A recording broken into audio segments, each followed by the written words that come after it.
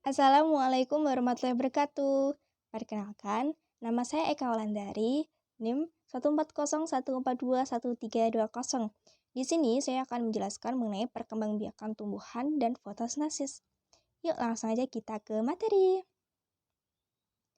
Nah, yang pertama yaitu perkembangbiakan tumbuhan. Nah, perkembangbiakan tumbuhan itu apa ya?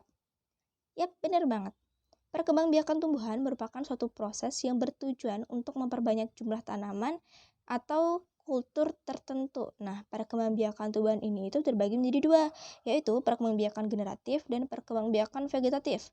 Perkembangbiakan generatif ini merupakan perkembangbiakan secara kawin. Nah, biasanya disebut dengan penyerbukan. Sedangkan perkembangbiakan vegetatif merupakan perkembangbiakan yang terjadi secara tidak kawin. Dan perkembangbiakan vegetatif ini itu terbagi menjadi dua, yaitu alami dan juga buatan. Selanjutnya yaitu perkembangbiakan generatif. Nah, pada perkembangbiakan generatif, bunga itu merupakan alat perkembangbiakan gitu. Kemudian di dalam benang sari terdapat serbuk sari. Nah, serbuk sari merupakan sel kelamin jantan. Jadi dalam perkembangbiakan generatif, alat kelamin jantan itu adalah benang sari, sedangkan alat kelamin betina itu adalah putik. Nah, kemudian bagian-bagian bunga. Nah, dalam bunga itu yang pertama terdapat mahkota bunga. Mahkota bunga ini merupakan hiasan pada bunga yang terdapat di sebelah dalam kelopak. Umumnya, mahkota ini ukurannya lebih besar daripada kelopak dan berwarna indah serta menarik. Mahkota ini juga memiliki bau yang harum. Tujuannya kenapa? Tujuannya untuk serangga dan binatang lain itu mendatangi bunga. Kemudian ada kelopak bunga. Nah, kelopak ini itu fungsinya untuk melindungi bunga pada waktu bunga masih muda atau pada saat bunga itu berbentuk kuncup gitu. Kemudian ada dasar bunga, ada tangkai bunga, ada bakal biji, ada tangkai putik, ada kepala putik, ada benang sari, dan ada kepala sari. Nah, selanjutnya yaitu penyerbukan. Nah, penyerbukan itu merupakan jatuhnya serbuk sari di atas kepala putik. Serbuk sari ini akan masuk melalui tangkai putik, kemudian masuk ke bakal buah dan masuk ke bakal biji. Nah, bakal biji ini berisi sel kelamin betina, sehingga terjadilah pembuahan. Nah, yang pertama, macam-macam penyerbukan itu ada penyerbukan sendiri atau autogami. Penyerbukan ini itu terjadi ketika benang sari jatuh ke kepala putik yang berasal dari bunga itu sendiri. Dan biasanya penyerbukan sendiri ini terjadi pada bunga yang lengkap, yaitu bunga yang memiliki putik dan juga benang sari sekaligus. Kemudian ada penyerbukan tetangga atau geitonogami. Nah, penyerbukan tetangga ini merupakan penyerbukan yang terjadi jika serbuk sari jatuh di kepala putik yang berasal dari bunga lain, tetapi masih dalam satu pohon. Kemudian penyerbukan silang atau alogami.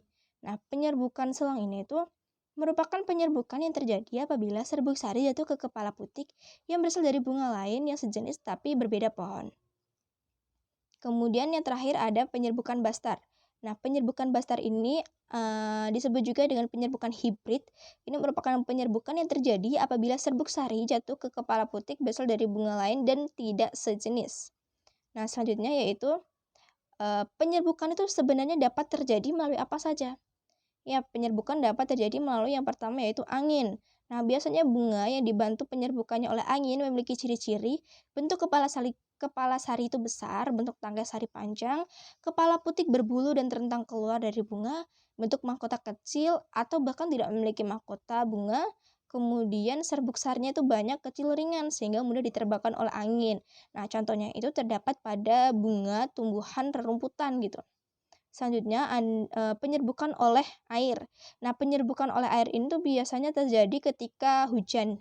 Nah, ketika hujan itu serbuk sari yang jatuh itu akan mengenai ke kepala putik sehingga terjadi penyerbukan. Kemudian penyerbukan oleh manusia. Nah, biasanya tanaman yang dibantu penyerbukan oleh manusia itu adalah tanaman yang berguna untuk kehidupan manusia atau yang disukai oleh manusia seperti bunga anggrek dan juga tanaman vanili. Kemudian penyerbukan oleh hewan. Nah, penyerbukan oleh hewan itu biasanya ciri-cirinya itu bunganya memiliki mahkota yang besar, kemudian warnanya mencolok, kemudian warna-warni dan juga harum gitu. Nah, biasanya hewan yang membantu penyerbukan itu adalah lebah, kelelawar dan juga kupu-kupu. Nah, selanjutnya yaitu perkembangbiakan vegetatif. Nah, perkembangbiakan vegetatif ini yang pertama perkembangbiakan vegetatif alami ada membelah diri. Nah, biasanya terjadi pada tumbuhan tingkat rendah, contohnya pada ganggang hijau dan kemudian selanjutnya yaitu ada umbi batang.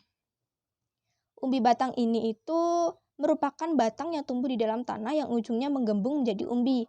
Nah, bagian itu merupakan tempat untuk menyimpan cadangan makanan, terutama untuk jat tepung.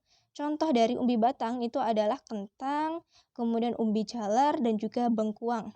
Selanjutnya yaitu umbi akar. Ciri-ciri umbi akar yaitu tidak berbuku-buku, tidak memiliki kuncup dan daun, dan tidak mempunyai mata tunas. Contoh tumbuhan yang berkembang biak dengan umbi akar adalah wortel dan juga bunga dahlia. Kemudian ada tunas. Tunas merupakan bagian tanaman yang tumbuh di dalam tanah di sekitar induknya. Tunas tidak bergantung pada induknya. Jadi ketika induknya ditebang, tunas akan tetap tumbuh. Contoh tunas seperti di gambar ini ada bambu, kemudian ada pisang dan juga tebu. Nah, selanjutnya yaitu geragih atau stolon. Geragih ini merupakan batang yang tumbuh secara mendatar di bagian permukaan tanah. Ujung geragih yang menyentuh tanah akan membelok ke atas. Pada bagian bawah geragih muncul akar serabut. Walaupun tetap berhubungan dengan induknya, tumbuhan baru itu tidak bergantung pada induknya. Contoh perkembangbiakan dengan cara geragih ada semanggi, ada stroberi, ada pegagan, dan juga ada arbei. Selanjutnya yaitu spora. Nah, spora merupakan sel-sel yang terbungkus oleh lapisan tipis sebagai pelindung. Spora terbentuk seperti biji tetapi sangat kecil. Spora dibentuk dan disimpan di dalam kotak spora yang disebut dengan sporangium. Tumbuhan yang berkembang biak dengan spora itu ada tumbuhan paku, kemudian ada tumbuhan jamur, dan juga ada ganggang. Selanjutnya yaitu rizoma. Rizoma atau akar tinggal merupakan batang tumbuh yang mendatar dan terletak di bawah permukaan tanah. Rizoma berbentuk mirip seperti akar, tetapi berbuku-buku seperti batang dan pada ujungnya terdapat kuncup. Tunas tumbuhan baru akan tumbuh gitu. Nah, contoh tanaman yang berkembang biak dengan rizoma itu ada kunyit, ada jahe, ada kencur, dan juga ada lengkuas. Nah, selanjutnya itu yang terakhir ada umbi lapis. Umbi lapis merupakan umbi yang berlapis-lapis. Umbi ini terdiri atas daun yang mengelilingi cakram atau batang dan membengkak di dalam tanah. Umbi lapis baru yang berasal dari tunas ketiak keluar akan membentuk tunas yang dapat tumbuh menjadi bakal individu atau disebut dengan siung. Contoh tumbuhan yang berkembang biak dengan cara umbi lapis itu ada bawang merah, bawang putih, kemudian ada bunga bakung dan juga ada bawang bombay. Selanjutnya yaitu perkembangbiakan vegetatif buatan. Nah, yang pertama ada cangkok. Cangkok merupakan metode vegetatif buatan untuk menumbuhkan akar dengan cara mengupas batang dan menutupnya dengan media tanam, berupa sabut kelapa misalnya. Nah, contoh tumbuhan yang bisa dicangkok itu merupakan semua tumbuhan dikotil seperti mangga, jambu, durian, dan jeruk. Kemudian stek. Stek merupakan metode vegetatif dengan cara memotong batang dan menanamnya lagi sebagai tumbuhan baru. Contohnya ada singkong, ada tebu, ada kangkung, ada mawar, dan juga ada lavender, tanaman lavender. Kemudian merunduk. Merunduk merupakan proses menimbun batang tumbuhan ke dalam tanah. Contohnya ada stroberi, ada apel, dan juga ada arbei. Selanjutnya yaitu sambung atau enten. Sambung merupakan proses menggabungkan batang bawah dan batang atas dua tanaman yang sejenis dengan tujuan untuk menghasilkan tanaman baru dengan mutu yang baik dan akarnya itu kuat gitu. Batang atas dan batang bawah itu berasal dari dua tumbuhan berbeda. Nah, batang bawah diperoleh dari semaian biji dengan akar kuat, kemudian disambung dengan batang atas dari tumbuhan yang memiliki buah yang baik gitu. Nah, sambungan dapat dilakukan dengan menggunakan tali plastik ataupun tali rapiah. Kemudian selanjutnya itu tempel. Teknik tempel atau okulasi itu merupakan teknik menggabungkan mata tunas pada tumbuhan batang tumbuhan lain. Nah, tumbuhan yang ditempel itu harus kuat, tujuannya untuk menggabungkan dua tumbuhan yang berbeda sifat gitu. Kemudian yang terakhir ada kultur jaringan. Kultur jaringan merupakan metode pertumbuhan vegetatif yang mengambil bagian kecil dari tumbuhan induk untuk ditumbuhkan dalam laboratorium. Kultur jaringan bisa menumbuhkan banyak tumbuhan dari satu induk dalam tempat yang sempit. Nah, yang selanjutnya yaitu kita akan membahas mengenai fotosintesis. Nah, fotosintesis itu merupakan suatu proses biokimia pembentukan zat makanan seperti karbohidrat yang dilakukan oleh tumbuhan, terutama tumbuhan yang mengandung zat hijau, daun, atau klorofil. Nah, proses fotosintesis itu dimulai dari karbon dioksida yang diambil oleh mulut daun pada malam hari. Tumbuhan juga mengambil air dari dalam tanah dengan menggunakan akarnya. Air tersebut kemudian dibawa oleh sistem transportasi pada tumbuhan, yakni melalui jaringan xilem dan flem. Pada saat cahaya matahari muncul, klorofil pada tumbuhan akan menyerap cahaya untuk digunakan sebagai energi utama dalam pembuatan glukosa.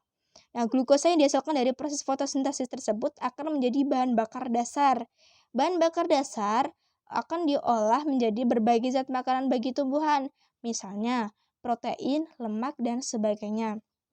Nah, di gambar tersebut terdapat reaksi proses dari fotosintesis, yaitu yang pertama karbon dioksida ditambah dengan air atau H2O yang kemudian terkena sinar matahari pada klorofil dan akan menghasilkan gula atau glukosa dan juga oksigen. Nah, sedangkan di gambar samping ini terdapat reaksi terang dan reaksi gelap. Nah, untuk reaksi terang itu tanaman itu mendapatkan sinar matahari, kemudian menghasilkan oksigen dan menyerap karbon dioksida. Sedangkan reaksi eee, gelap atau maksudnya fotosintesis yang terjadi pada malam hari, reaksi tanaman yang pada malam hari itu dia kebalikan dari yang terang atau siang hari gitu. Di mana pada reaksi gelap ataupun malam ini tumbuhan akan menyerap oksigen dan akan mengeluarkan karbon dioksida. Nah, untuk lebih jelasnya di sini terdapat tabel perbedaan reaksi terang dan reaksi gelap.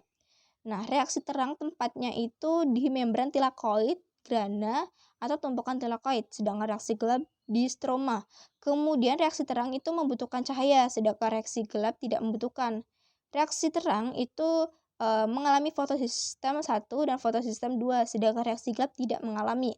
Kemudian proses reaksi terang itu ada eksitasi elektron, fotolisis, fotofosforilisasi siklik, dan fotofosforilasi non-siklik. Kemudian kalau reaksi gelap itu ada prosesnya fiksasi karbon dioksida, reduksi regenerasi RUBP.